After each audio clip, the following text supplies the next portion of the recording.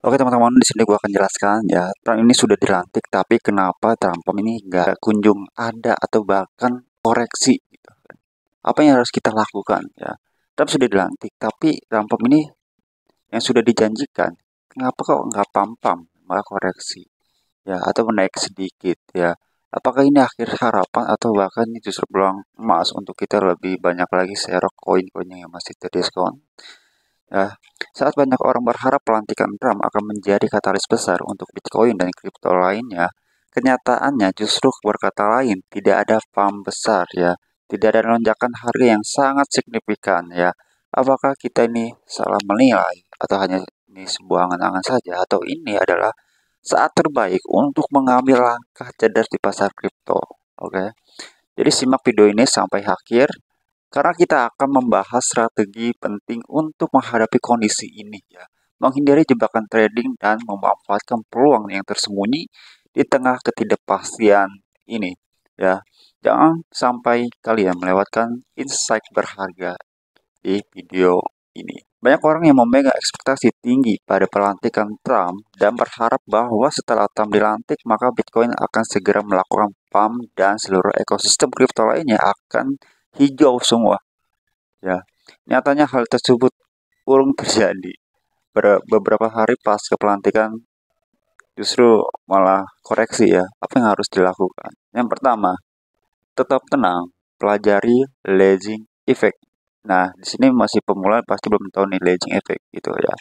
Jadi gini, sama seperti approval ETF ya, pada awalnya setelah ETF atau ETF disahkan dan juga diperdagangkan, belum ada pump yang sangat signifikan pada Bitcoin waktu itu ya. Padahal berbagai market partisipan sudah menunggu hal tersebut untuk terjadi.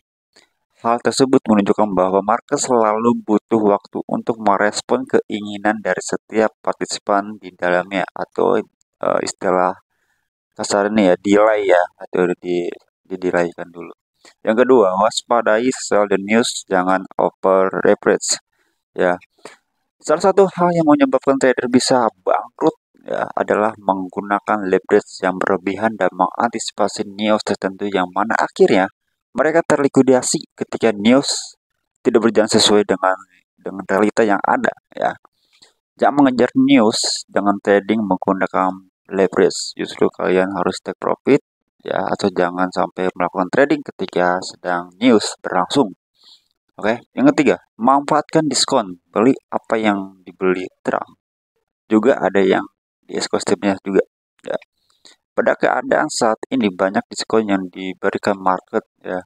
Manfaatkan diskon ini ya dengan membeli koin apa saja yang dibeli oleh project Donald Trump. Dan juga berbagai ekosistem seperti meme coins yang terasosiasi dengannya ya. Bukan tidak mungkin kelak ada suatu event ya, di mana Trump akan bersinggungan dengan berbagai koin-koin tersebut. Yang keempat, kemungkinan hype US sudah selesai. Butuh aksi konkret juga katalis dari negara lain.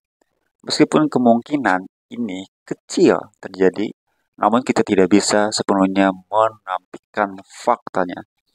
Apabila hype dari US tentang kripto melemah, maka kita membutuhkan katalis lainnya juga. Negara lain seperti negara di Asia yang kemudian akan membawa narasi baru di cryptocurrency. Selalu ada narasi untuk setiap kepentingan, ya. Jadi kita nggak boleh apa namanya pesimis lah, tetap optimis.